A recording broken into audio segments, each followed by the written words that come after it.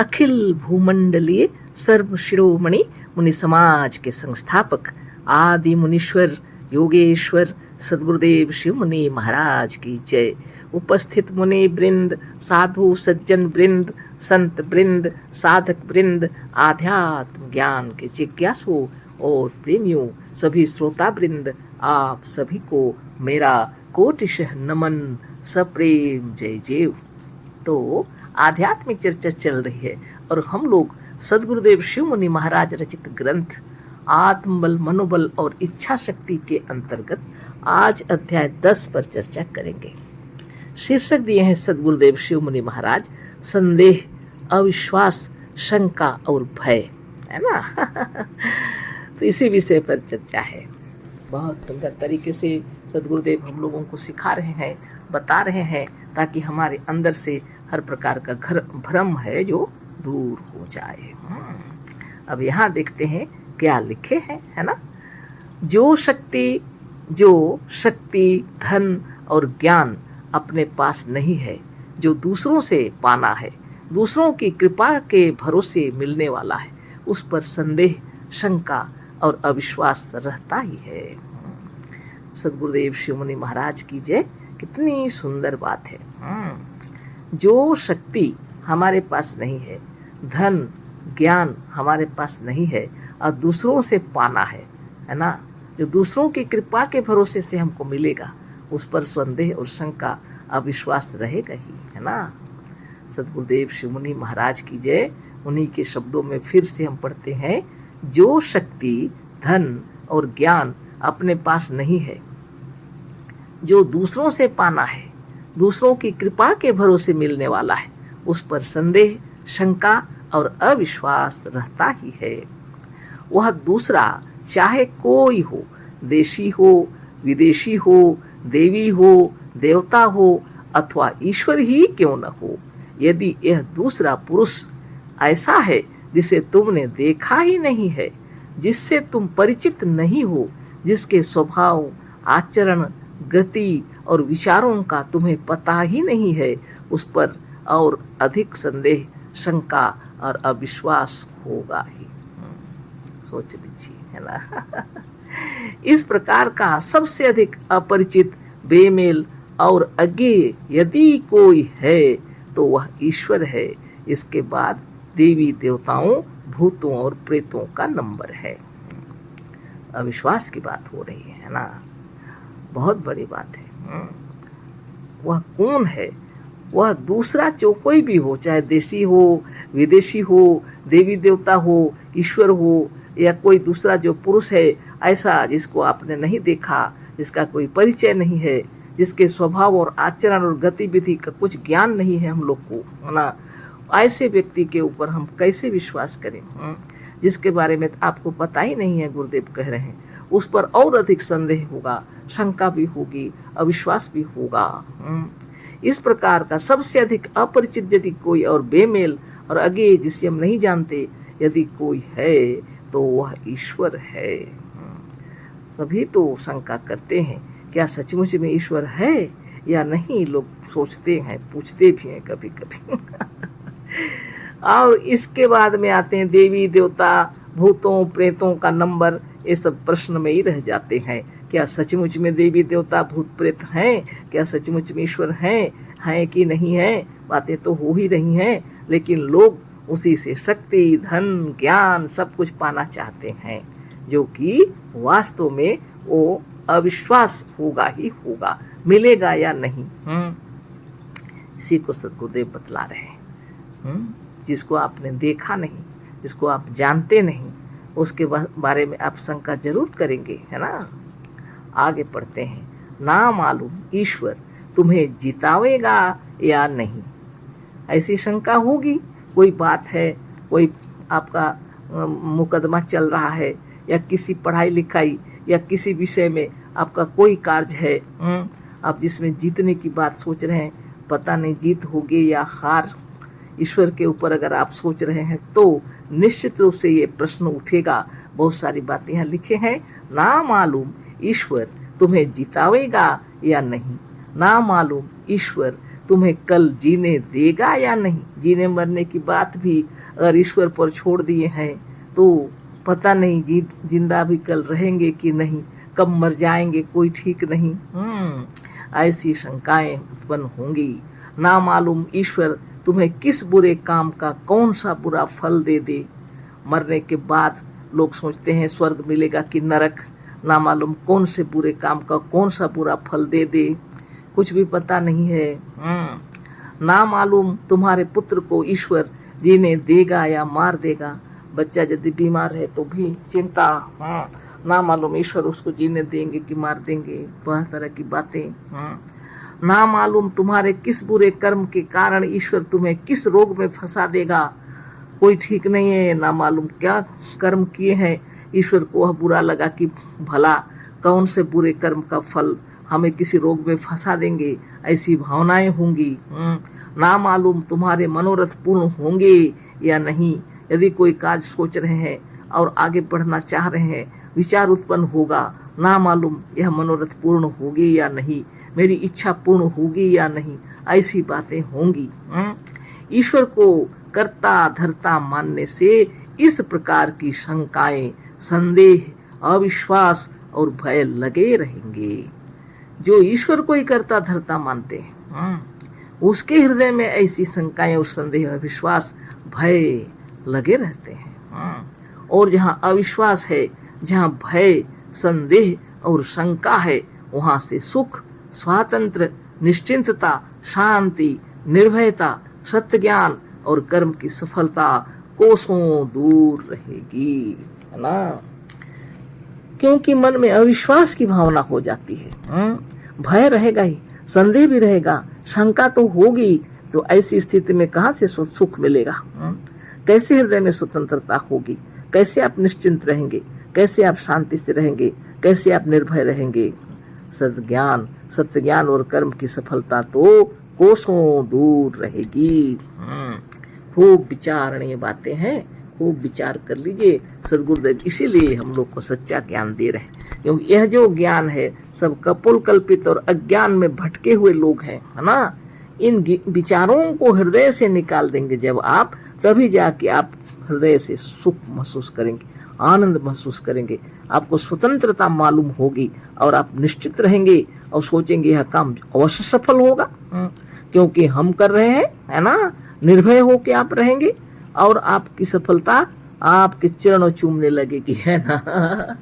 दूसरों के भरोसे न तो धन मिलता है, न ज्ञान मिलता है, न शक्ति मिलती है। आप नित्य दिन योगाभ्यास करें, चक्र भेदन करें, है ना, प्रणव और प्राणायाम करें और आत्मबल, आत्मशक्ति को सर्वश्रेष्ठ बतलाए हैं गुरुदेव। जब आपके हृदय में विचार उत्पन्न हो जाएगा तो आपके हृदय से संदेह, अविश्वास, शंका और भय नष्ट हो जाएगा सब, है ना।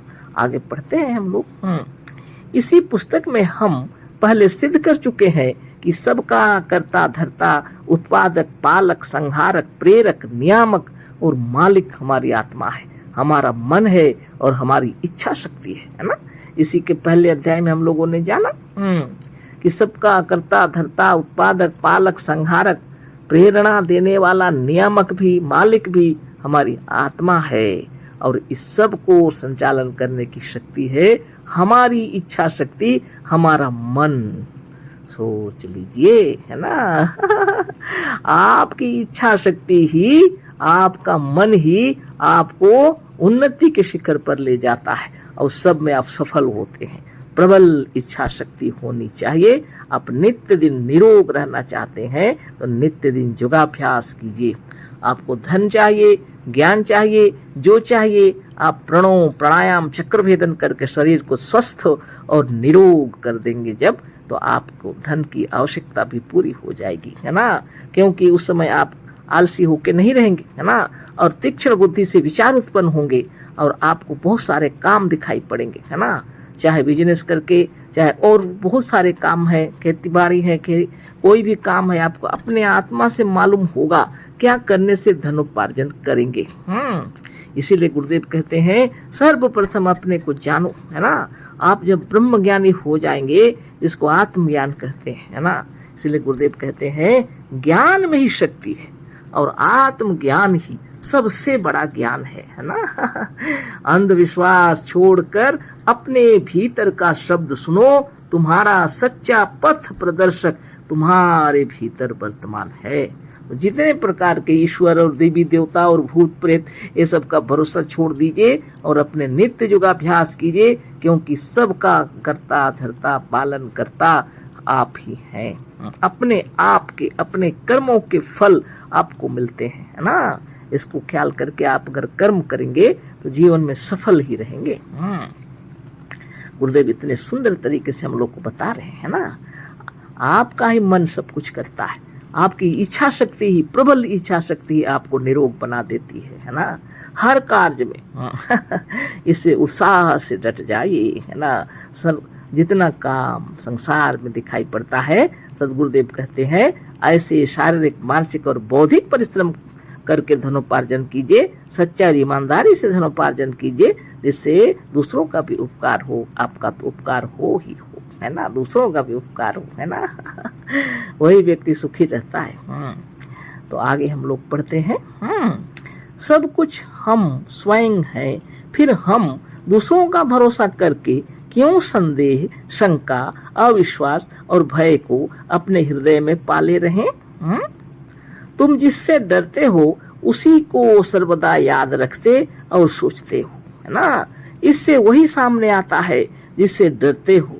जब तुम्हें यह ज्ञान हो जाएगा कि सबके कर्ता धर्ता नियामक और प्रेरक हम स्वयं हैं और बिना हमारे चाहे कुछ नहीं होगा, तो तुम्हारा सारा भय छूट जाएगा, है ना। तबीयत खराब हो जाए अगर, तब भी आप ये विचार कीजिए कि अच्छा से साधन कर रहे हैं कि नहीं। नित्य योगाभ्यास करना है और फिर अच्छे हो जाएंगे, तकलीफ दूर हो जाएगा, मेरा कोई बाल भी बांका नहीं कर सकता है, हम स्वस्थ और निरोग हो जाएंगे, ऐसे विचार रखना चाहिए हृदय में। तब देखिएगा शीघ्र ही शरीर ठीक हो जाता है, अपना भी अपने परिवार का भी, सब कुछ, है ना। अपने हृदय में विचार निश्चित रूप से दृढ़ संकल्प के साथ आप विचार कीजिए कि सब कुछ करने वाली शक्ति हमारी आत्मा है, जो दुख है वह भी दूर हो जाएगा, है ना। आगे पढ़ते हैं, भय तो तब तक है जब तक तुम अपने को देवी देवता ईश्वर या किसी का गुलाम माने हुए हो। जब तुम स्वयं सबके कर्ता धर्ता और ईश्वर हो तो डर किसका है। जब कोई तुमको दुख देगा ऐसा तुम सोच रहे हो, वहां से गलतियां हैं। तो तुम्हें दुख क्यों देगा? दुख भी तुम्हारा बनाया हुआ है, सुख भी तुम्हारा बनाया हुआ है। गुरुदेव के कहने का हिसाब से तुम्हारी इच्छा के बगैर तो कोई चीज ही नहीं बनी, सब तुमने स्वयं बनाया है ना। क्योंकि आगे हम लोग उदाहरण दिए थे गुरुदेव, मिर्च मसाला तीताई खटाई सब हम लोग अपनी इच्छा अनुसार खाते हैं। जैसी इच्छा हुई, है ना, उसी तरह जीवन को सुखी बनाने के लिए दुख सुख सब मिला हुआ है ना। चाहेंगे तो आप अच्छा हो जाएगा, सब कुछ दूर हो जाएगा, सब कुछ सब अज्ञात शक्ति से आपने निर्माण किए हुए हैं।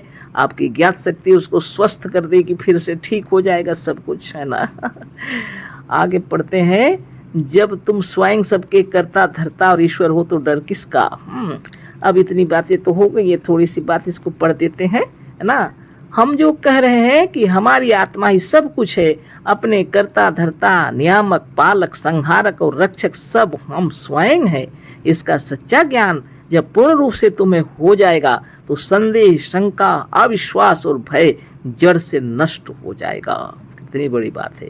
जब आपके हृदय में विचार उत्पन्न हो जाएगा कि हम जो कह रहे हैं, गुरुदेव बता रहे हैं कि हमारी आत्मा ही सब कुछ है, ऐसा विचार जब हो जाएगा, अपने कर्ता धर्ता नियामक पालक संहारक और रक्षक सब हम स्वयं हैं, इसका सच्चा ज्ञान जब पूर्ण रूप से तुम्हें हो जाएगा, संदेह शंका अविश्वास और भय नष्ट हो जाएंगे जड़ से, है ना।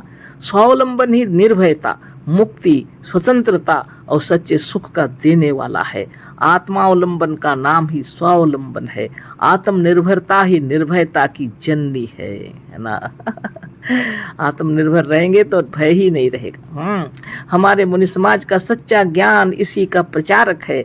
आप खूब सोच लें और इस सच्चे ज्ञान पर विचार करके गुलामी के जंजीर को अपने हाथों से तोड़कर मुनि समाज में सम्मिलित हो जाएं। आत्मा का महत्व जानने के लिए हमारी पुस्तकों का स्वाध्याय व पाठ क्रमशः थोड़ा थोड़ा बारी बारी से नित्य होना चाहिए। यह पुस्तकें आपको सुख देंगी, मुक्ति देंगी, स्वतंत्रता देंगी, स्वराज देंगी, सच्चा ज्ञान देंगी, बल देंगी, ऐश्वर्य देंगी, विजय देंगी, सफलता देंगी और सब प्रकार की सिद्धियों को आपकी दासी बना देंगी यदि इन्हें विचार पूर्वक पढ़ा जाए और इनके अनुसार ही चला जाए, है ना। तो बहुत आसानी से हम लोग आत्मज्ञानी हो जाएंगे और सुखी रहेंगे, है ना। रोज नित्य गुरुदेव के किताबों का अध्ययन करना चाहिए। ये तो मोबाइल में जा रहा है, आप जब भी सुन सकते हैं, है ना। कभी कभी सभा सत्संग कर लीजिए घर में और सब मिल करके इसको सुनिए और विचार कीजिए, इससे ज्ञान बढ़ेगा, आत्मबल दृढ़ हो जाएगा। आत्मबल, मनोबल, ज्ञान बल, योग बल सबसे बड़ा बल है ना। हम लोग पढ़ेंगे वेद मंत्रों में मन की महिमा। सब में तो मन की महिमा गुरुदेव बतला ही रहे हैं, इसीलिए आत्मबल, मनोबल और इच्छा शक्ति इस किताब का नाम ही दिए हैं। आगे हम लोग पढ़ते हैं। इस मनोबल और इच्छा शक्ति की प्रशंसा में वेदों में भी अनेक मंत्र भरे पड़े हैं। उनमें से कुछ नीचे दिए जाते हैं। वेद मंत्रों को उद्धृत करने का यह मतलब नहीं है कि यदि वेदों में यह नहीं लिखा होता तो हम इस सिद्धांत को नहीं मानते। सत्य सत्य है, चाहे वेदों में लिखा हो या न लिखा हो। वेद हमसे हैं, हम वेदों से नहीं हैं। वेद भी मनुष्य के ही बनाए हुए हैं। वह पुस्तकें वेदों से भी बढ़कर हैं, जिनमें केवल उस सच्चे आत्मज्ञान का वर्णन है जिसका साधन करके और विचार करके लेखक ने स्वयं अनुभव किया है ना। बहुत बड़ी बात है ना। सदगुरुदेव शिव मुनि महाराज की जय। सदगुरुदेव कह रहे हैं मनोबल की बातें, है ना। इस मनोबल और इच्छा शक्ति की प्रशंसा में वेदों में भी अनेक मंत्र भरे पड़े हैं। उनमें से कुछ नीचे दे रहे बोल रहे हैं और गुरुदेव कह रहे हैं यहाँ जो हम उद्धृत कर रहे हैं वेदों के मंत्रों को, इसका मतलब यह नहीं है कि हम इन सिद्धांतों को नहीं मानते यदि यह वेद में लिखे नहीं होते। गुरुदेव कह रहे हैं वेदों में लिखे होते या नहीं होते, लेकिन सत्य तो सत्य के लिए मानना चाहिए, है ना। वेद हमसे हैं, हम वेदों से नहीं हैं। और यह वेद भी मनुष्य के बनाए हुए हैं। वह पुस्तकें वेदों से भी बढ़कर हैं, जिनमें केवल उस सच्चे आत्मज्ञान का वर्णन है जिसका साधन करके और विचार करके लेखक ने स्वयं अनुभव किया है।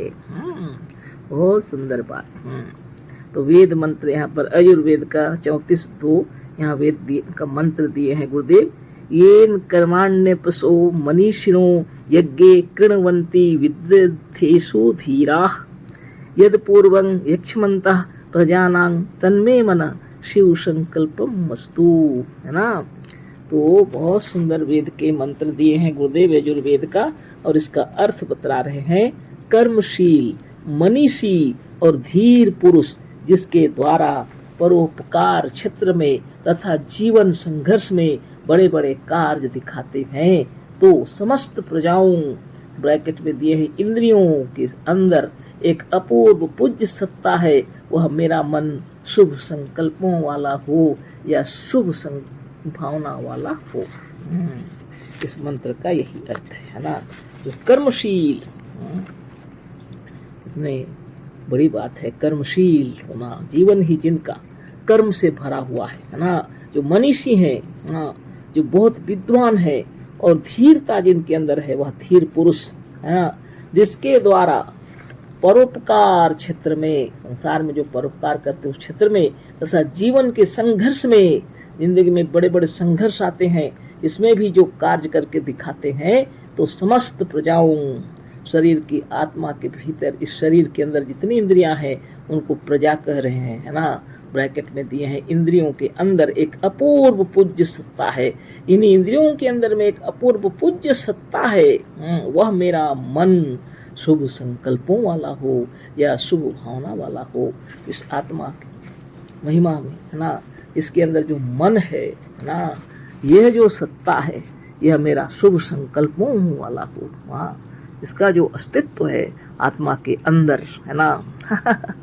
आपके अंदर, हमारे अंदर, सबके अंदर, इस चेतना के अंदर में जो चिंतन की भावनाएं, इच्छाएं उत्पन्न होती हैं, ये इस आत्मा के भीतर में जो चेतना है, वही मन हमारा जो है शुभ संकल्प वाला हो बोलकर इस मंत्र में लिखा हुआ है। इन मंत्रों में मन की महिमा तो है ही, साथ ही यह भी प्रकट हो रहा है कि इनको कहने वाला, बनाने वाला और लिखने वाला एक साधारण मनुष्य ही था, मजहबी ईश्वर नहीं। ईश्वर को जब शरीर ही नहीं है तो उसमें इंद्रियां कहाँ से आवेंगी? और शक्ति, सर्वशक्तिमान ईश्वर मन के लिए ऐसा क्यों कहेगा? ईश्वर क्यों कहेगा हमारा मन शुभ संकल्प वाला हो? वह तो स्वरूप से ही शुभ संकल्प वाला है। जैसे ईश्वर को तो लोग अशुभ कह ही नहीं सकते। ईश्वर को सर्वशक्तिमान सब कहते हैं और उसके अंदर पाप तो है ही नहीं, और उसके अंदर अशुभ विचार कहाँ से उत्पन्न होंगे? तो गुरुदेव इसलिए कह रहे हैं इन मंत्रों में मन की महिमा तो है ही, साथ ही यह भी प्रकट हो रहा है कि इनको कहने वाला, बनाने वाला और लिखने वाला एक साधारण मनुष्य ही था, मजहबी ईश्वर नहीं, है ना।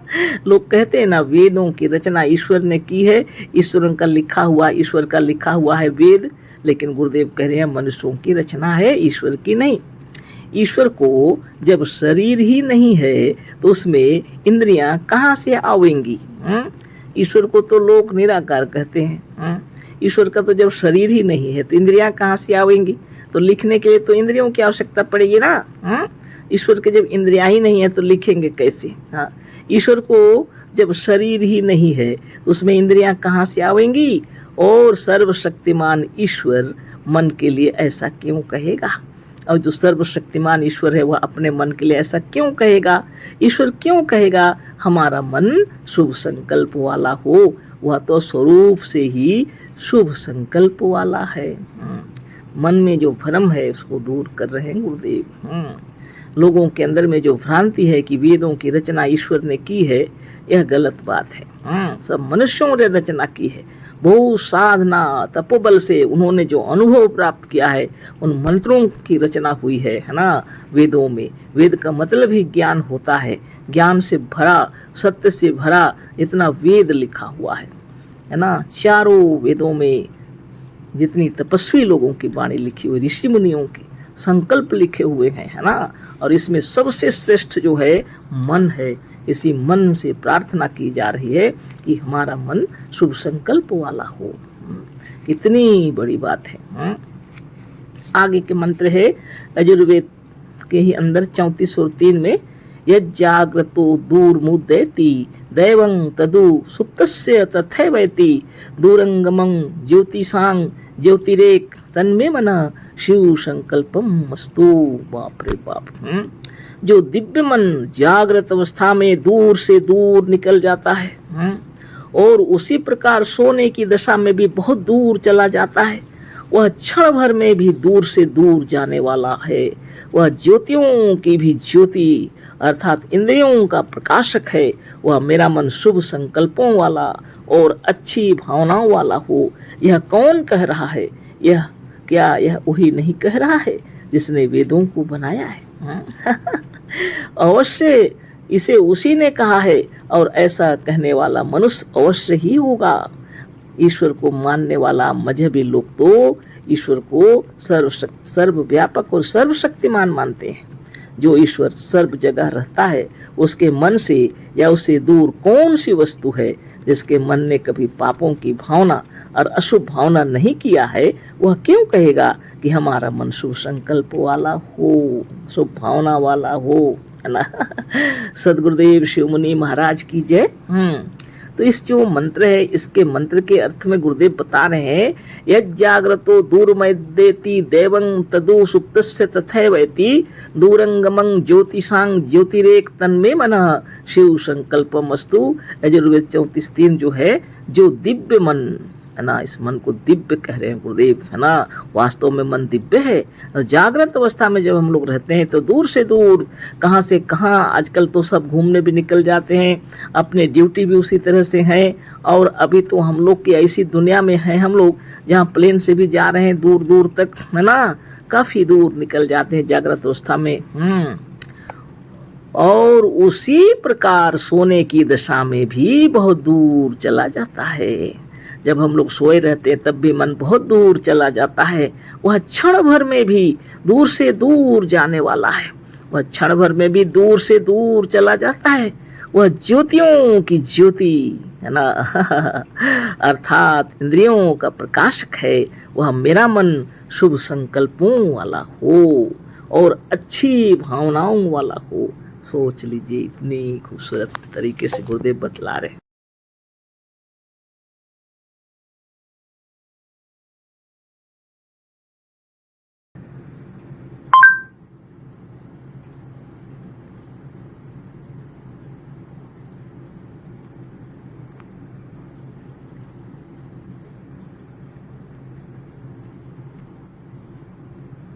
खूब विचार कर लीजिए। जागृत अवस्था में तो दूर दूर जाते ही हैं, स्वप्न में भी हमारा मन चला जाता है। और गुरुदेव क्या लिखे हैं, और जिसने जो लिखे ये मंत्र को लिखने वाले भी क्या कह रहे हैं, एक क्षण में वह कितना दूर चला जाता है। आप कहाँ बैठे हैं, हम कहाँ बैठे हैं, लेकिन फिर भी आप जहाँ जहाँ देखे होंगे जिस जगह को, चाहे वह अमेरिका ही अगर घूम के आए होंगे, तो एक क्षण में अमेरिका मन चला जाएगा, एक क्षण में, है ना। आपके रूम के अंदर में और आपके रूम से बाहर आप एक क्षण में जहाँ भी पहुंच सकते हैं, एक क्षण में वह स्वर्ग पाताल सब तरह सैर कर सकता है। इसलिए इस मन को ज्योतियों का ज्योति, प्रकाश का प्रकाश कह रहे हैं, है ना। यही जो हमारा मन है, हमेशा शुभ संकल्प वाला, अच्छी भावनाओं वाला हो, ऐसी भावना कर रहे हैं। ये ऋषि मुनि लोग की भावनाएं हैं। इसीलिए गुरुदेव बार बार हम लोग को बतला रहे हैं, ये मन को ही अपने वश में करने के लिए ही तो योग किया जाता है। मन हमेशा शुभ शुभ भावनाओं से युक्त रहे, हमेशा शुभ संकल्प से युक्त रहे, उसी के लिए तपस्या की जाती है ना ताकि हमारा जागृत, स्वप्न, सुषुप्ति, तुरीय चारों अवस्थाओं में हम आनंद विभोर रहें। इस स्थूल शरीर में, स्थूल जगत में भी आनंद विभोर रहें, और स्थूल शरीर और स्थूल जगत को छोड़ के मनोमय संसार में जब जाएंगे, सूक्ष्म संसार में, सूक्ष्म जगत में भी आनंद से रहें। जब भी जागृत में रहें तब भी, स्वप्न में रहें तब भी, सुसुप्ति में रहें तब भी, और तुरीय और समाधि में भी मन प्रसन्नता से भरा होता है ना योगियों का और इस सूक्ष्म शरीर में जीवित जिसको बोल रहे हैं इसको भी, और मरने के बाद लोग कहते हैं जहाँ सूक्ष्म वहाँ मनोमय संसार में भी योगी लोग आनंद विभोर रहते हैं, है ना इसलिए इसी की तपस्या करनी चाहिए। सदगुरुदेव शिव मुनि महाराज की महिमा अपार है, अपरंपार है। आगे एक फिर पढ़ लेते हैं, यजुर्वेद का ही मंत्र है 3430। यत् प्रज्ञान मुक्त चेतो धृतिश्च यज्योतिरंतर मृतं प्रजासु यस्मान ऋते किंचन कर्म क्रियते तन्मे मना शिव संकल्पम अस्तु। अर्थात जो नए नए अनुभव कराता है, पिछले जाने हुए का स्मरण कराता है, संकट में धैर्य धारण कराता है, जो समस्त प्रजाओं के अंदर एक अमर ज्योति है जिसके बिना कोई कर्म नहीं किया जाता, वह मेरा मन शुभ संकल्पों वाला हो। धन्य धन्य सदगुरुदेव शिव मुनि महाराज की जय। इन मंत्रों को इतने सुंदर तरीके से हम लोग को बतला रहे हैं। तो जो नए नए अनुभव कराते हैं हमारी आत्मा के अंदर, जो मन है ये हम लोग को अनुभव कराता है, पिछले जन्म के हुए स्मरण भी कराता है, संकट में धैर्य धारण कराता है, समस्त प्रजाओं, समस्त इंद्रियों में अमर ज्योति रूप में या समस्त इंद्रियों को चलायमान करने की शक्ति मन के अंदर है, जिसके बिना कोई कर्म किया ही नहीं जा सकता। वह मेरा मन क्या है, शुभ संकल्पों वाला हो, है ना इस मंत्र से भी मन की महिमा प्रकट है। जैसा कि हमने अपने ग्रंथों में कहा है, गुरुदेव लिख रहे हैं कि संसार में जितने क्रियाएं और कर्म हो रहे हैं सबका कर्ता धर्ता मन है, पर मजहबी और सांप्रदायिक लोग सबका कर्ता ईश्वर को मानते हैं, जो उनके वेदों से भी असत्य मालूम होता है। भला सर्वज्ञ ईश्वर कैसे कहेगा कि हमारा मन हमें नया नया अनुभव कराता है अतः ये मंत्र अवश्य मनुष्यों के बनाए हुए हैं, है ना। धन्य धन्य सदगुरुदेव शिव मुनि महाराज की जय।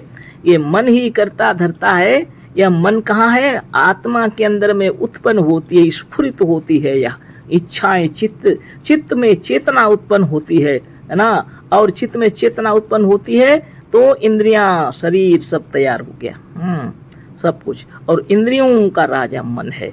इन बिना मन के कोई भी कार्य शरीर का नहीं होता। इसलिए इसी मन से कहा जा रहा है, इसी मन को शुभ संकल्प वाला हो बोल के मन से ही धारणा की जा रही है, मन से ही मन में ही प्रार्थना की जा रही है। ये बहुत बड़ी शक्ति है आत्मा के अंदर, है ना। अपने को कभी नहीं भूलना है हम लोग को, है ना। तो ये मंत्र मनुष्यों के बनाए हुए हैं, क्योंकि यह नया नया अनुभव कराता है। बोल के ईश्वर कैसे कहेंगे, वो तो सर्वज्ञाता है। हाँ, ये मनुष्यों की बनाई हुई मंत्र हैं। आगे पढ़ते हैं। हम लोगों ने जाना कि हमारा जो मन है नया नया अनुभव कराता है, अतः ये मंत्र अवश्य मनुष्यों के बनाए हुए हैं, गुरुदेव बतला रहे हैं ना। आगे हम लोग पढ़ते हैं वही यजुर्वेद 34 और 4 मंत्र है ये नेदं भूतं भुवनं भविष्यत् परिगृहीतं मृतेन सर्वं येन यज्ञस्त्यायते सप्त होता तन्मे मनः शिव संकल्पम अस्तु, है ना।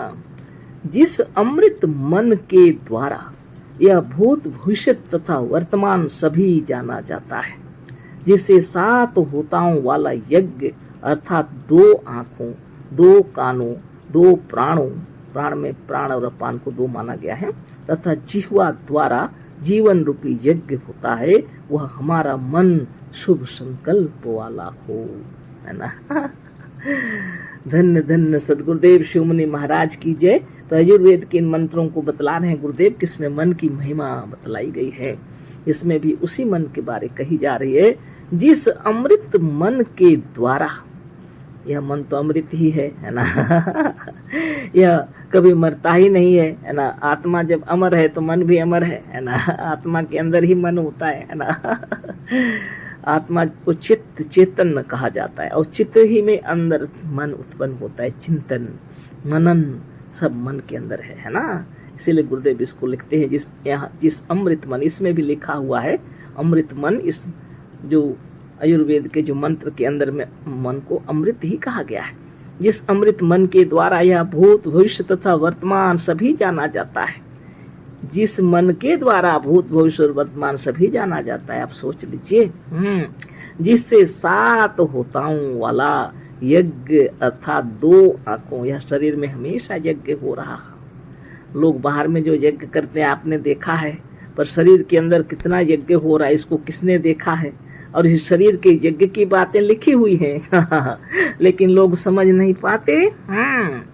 तो खैर अभी उस यज्ञ के बारे अभी नहीं, इसी पर सोच लीजिए। 7 होताओं वाला यज्ञ लिखे हैं। 2 आँख, 2 कानों, 2 आँखों 2 कानों हो गए 4, है ना। 2 प्राणों हो गए 6, तथा जिह्वा हो गया 7। यह जीवन रूपी यज्ञ होता है। यह हमारा मन शुभ संकल्प वाला।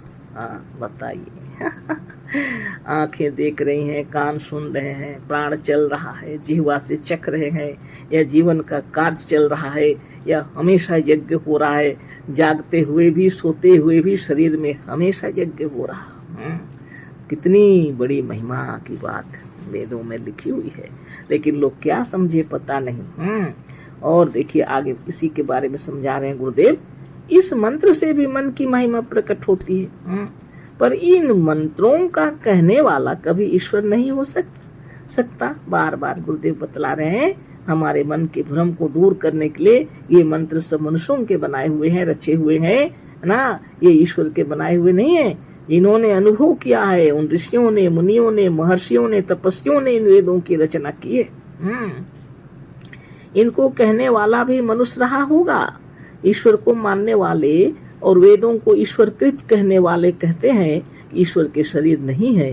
जब शरीर नहीं है तो उसके कान, नाक, आँख कहाँ से आए आप भी विचार कर लीजिए। ऐसी सुंदर वाणी कहाँ मिलेगी आपको, है ना। तो गुरुदेव की महिमा से हम लोग को यह पता चल गया कि मनुष्यों ने ही रचना की है वेदों की, और वो तपस्वियों ने, योगियों ने, महर्षियों ने साधना के बल पर इस आत्मा को दर्शन किया है और उसी की रचना कर बैठे। जो परम सत्य है, यही ईश्वर है वास्तव में, और इसी को मानना चाहिए। लेकिन लोग नहीं समझ पाते, और इसकी कल्पना, यह मन की महिमा है ना। सारे विश्व में जिसकी वो महिमा मन से प्रकट हो रही है। ईश्वर की कल्पना भी मनुष्य ने, मन ने की है। ईश्वर बाहर कहीं भी नहीं है, वास्तव में नहीं है कहीं उसका अस्तित्व। मनुष्य इस आत्मा की महिमा को समझ लिया तो यह वेदों की रचना कर बैठा, और सबको सच्चा ज्ञान हो जाए बोल के इन्होंने लिखा है ना। बहुत बड़ी बात है। फिर यहाँ मंत्र दिया हुआ है, फिर से मंत्र दिए हैं यजुर्वेद 34 और 5, है ना। यस्मिन् निरिच साम यंजूषी यस्मिन् प्रतिष्ठता रत्ना भावी वाराह यस्मिश्चिंतं सर्वमोत्त प्रजानां तन्मे मना शिव संकल्प मस्तु। है ना, अर्थ दिए हैं जिसमें ऋचाएं साम और यजु इस प्रकार टिके हुए हैं जैसे रथ की नाभि में अरे टिके होते हैं ना, जिसमें इंद्रियों की सारी प्रवृत्ति पिरोई जा रहती है, वह मेरा मन शुभ संकल्पों वाला हो। बाप रे बाप, जितनी ऋचाएं वेद साम यजुर्वेद सब है ना, चारों वेदों रचने वाले और जो अपने मन के अंदर में ऐसे पिरोए हुए हैं जैसे रथ में अरे पिरे होते हैं। बाप रे, जैसे रथ की नाभि में अरे पिरोए होते हैं, टिके होते हैं। बाप रे, आप सोचिए चारों वेदों के रचनाकार कितने महान थे। इस मन को कोटि कोटि नमन है ना। इसमें ऋचाएं भी हैं, सामवेद अजुर्वेद से लेकर सब चारों वेद, अथर्ववेद सामवेद अजुर्वेद सभी वेद है ना। आप सोच लीजिए कितनी बड़ी बात है। आप सुंदर से विचार कर लीजिए है ना। ऐसा नहीं है कि ऋग्वेद बच जाएगा, ऋग्वेद से लेकर सब है ना। तो ये सारी इंद्रियों का मालिक है ना मन ना, और इसी मन की प्रतिष्ठा से सब कुछ है। इसी मन के बारे में इसको ऐसा बता रहे हैं कि इसमें चारों वेदों का ज्ञान छुपा हुआ है, ऐसा छुपा हुआ है जैसे रथ का नाभि में अरे टिके होते हैं, इस तरह से पिरोई हुई है यह ज्ञान इंद्रियों के अंदर में। और यह मन जो हमारा है वह शुभ संकल्प वाला हो है ना। 10 इंद्रियों से शरीर चल रहा है, लेकिन चलाने वाली शक्ति मन है। और मन कहाँ रहता है? जहाँ प्राण है, आत्मा है ना। तो बहुत बड़ी बात। ऐसा कहने वाला गुरुदेव कह रहे हैं सिवा मनुष्य के दूसरा कौन होगा। मनुष्य ही वेदों का बनाने वाला है, मनुष्य ही मन वाला और बुद्धि वाला प्राणी है। और ऐसे ही मन वाले प्राणियों के मन में ऋचाएं और वेद रहते हैं। यह मंत्र भी यही कह रहा है। कितनी बड़ी बात है, आप सोचिए। वेद और ऋचाएं इसी मन में होते। ये एक बुद्धिमान व्यक्ति के अंदर में, एक बुद्धि वाला प्राणी मनुष्य के अंदर में है ना। यह मंत्र भी यही कह रहा है। हाँ, ऐसा भला कौन कहेगा। कितनी सुंदर बात। उसके ऋचाओं के अर्थों को फिर से पढ़ देते हैं, जिसमें ऋचाएं साम और यजु इस प्रकार टिके हुए हैं जैसे रथ की नाभि में अरे, जिसमें इंद्रियों की सारी प्रवृत्ति पिरोई रहती है, वह मेरा मन शुभ संकल्पों वाला हो। ऐसा कहने वाला सिवा मनुष्य के दूसरा कौन होगा। मनुष्य ही वेदों का बनाने वाला है, मनुष्य ही मन वाला और बुद्धि वाला प्राणी है। और ऐसे ही मन वाले प्राणियों के मन में ऋचाएं और वेद रहते हैं। यह मंत्र भी यही कह रहा है। सद्गुरुदेव शिव मुनि महाराज की जय। आगे फिर यजुर्वेद के मंत्र दिए हुए हैं। यजुर्वेद 3406। सुसारथी स्वनिव यन्न मनुष्यान नेनियते अभिशुभीर्वाजिन इव हृत्तिष्ठं यद्जिरं जस विष्ठं तन्मे मना शिव संकल्पम मस्तु। बहुत बड़ी शक्ति है आत्मा के अंदर। देखिए इतने सुंदर मंत्र के अंदर जो लिखा हुआ है, गुरुदेव अर्थ बता रहे हैं। अच्छा सारथी जिस प्रकार वेगवान घोड़ों को बागों से पकड़कर चलाया जाता है, उसी प्रकार जो मनुष्यों को चलाता रहता है, जो हृदय में रहने वाला बड़ा फुर्तीला और सर्वाधिक वेग वाला है, वह मेरा मन शुभ संकल्पों वाला हो। क्योंकि मैं भी एक मनुष्य हूँ, अतः यदि मेरा मन शुभ संकल्पों वाला नहीं होगा तो ना मालूम यह मुझे किस गड्ढे में ले जाकर पटक देगा, है ना। ये मनुष्य की कल्पना और बहुत बड़ी कल्पना तो है ही, लेकिन मन को इन्होंने जाना और इसी मन की प्रार्थना कर रहे हैं। मन को अपने वश में करने के लिए सोचिए, यम नियम आसन प्राणायाम प्रत्याहार धारणा ध्यान और समाधि अष्टांग योग की व्याख्या की गई है। ऋषि मुनि लोग बतलाते रहे हैं और सारा जीवन वो लोग उसी पर चलते थे। और भविष्य को सुंदर बनाने के लिए बच्चों को भी गुरुकुल में शिक्षा दी जाती थी, है ना। सभी जगह यम नियम आसन प्राणायाम प्रत्याहार धारणा ध्यान समाधि अष्टांग योग बतलाए जाते थे। प्रैक्टिकल जीवन जीना चाहते थे सभी, है ना। इसीलिए इतना शरीर स्वस्थ निरोग और बलिष्ठ होता था, सौंदर्य से युक्त होते थे, योज तेज बल और सुंदरता से महिमा से मंडित होते थे सब लोग, है ना। आज हम लोग ये सब कार्य नहीं करके अपने आप को बर्बाद करने बैठे हुए हैं, है ना। गुरुदेव की महिमा से आज समझ में आ रहा, है ना। अच्छा सारथी जो घोड़ा चला रहा है ना, वो अच्छा जो चलाने वाला है सारथी, अगर घुड़सवार है ना अच्छा सारथी है, और जिस प्रकार वो वेगवान तेज से तेज दौड़ने वाले घोड़े के बागों को पकड़कर, है ना, वो लगाम पकड़ के रखता है और इतना तेज दौड़ा सकता है, तो अच्छा होना चाहिए चलाने वाला भी, घुड़सवार जो है वो भी, है ना, तब जाके ठीक रहेगा ना। तो उसी प्रकार कह रहे हैं जो मनुष्यों को चलाता रहता है, हमारे शरीर में चलाने वाली शक्ति मन है, इस शरीर को चला रही है और बहुत वेगवान है लिखा हुआ है। जो हृदय में रहने वाला बड़ा फुर्तीला, यह मन जो है हृदय में रहता है बड़ा फुर्तीला और सर्वाधिक वेग वाला है ना। सर्वाधिक वेग वाला यह मन है, वह मेरा मन शुभ संकल्पों वाला हो। हमेशा इस बात को ध्यान में रखा गया है, यह मन हमारा हमेशा शुभ संकल्पों वाला हो, क्योंकि मैं भी एक मनुष्य हूँ। अतः यदि मेरा मन शुभ संकल्पों वाला नहीं होगा तो ना मालूम यह मुझे किस गड्ढे में ले जाकर पटक देगा। मनुष्य अगर कहीं गड्ढे में गिरेगा तो मनुष्य का मन हो सकता है विचलित हो रहा हो, तभी होगा, नहीं तो नहीं। मन को विकृत नहीं करना है, मन को शुभ संकल्प से युक्त करना है, ताकि अच्छा रहे हमारा मन और शरीर से जो भी कार्य हो अच्छा हो, हम किसी गड्ढे में न पटक दे हमें, यानी कोई माने क्या कहते हैं बुराइयों की ओर न चले जाएं हम, है ना, हमारी उन्नति होती रहे, है ना। बहुत बड़ी बात है।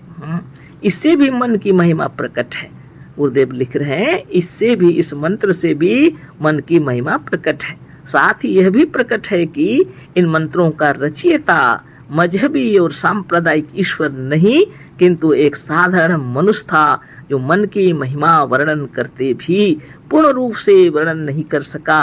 मन की महिमा इससे भी 100 गुना अधिक है जो हमारे ग्रंथों में लिखा हुआ है। इसलिए गुरुदेव के ग्रंथों का अध्ययन करते रहिए और नित्य योगाभ्यास करना चाहिए और प्रणव और प्राणायाम शुभ भावना मंत्रों को तल्लीन होकर के ध्यान करते रहिए। आपको मालूम हो जाएगा मन की शक्ति। जब आप जगत में भ्रमण करते हैं, अनेक झंझाओं से, अनेक तूफानों से आपको जीवन में संघर्ष से आगे बढ़ना पड़ता है, तब आपका मन कितना महान है सो आप तब समझ सकेंगे, है ना। बहुत सुंदर।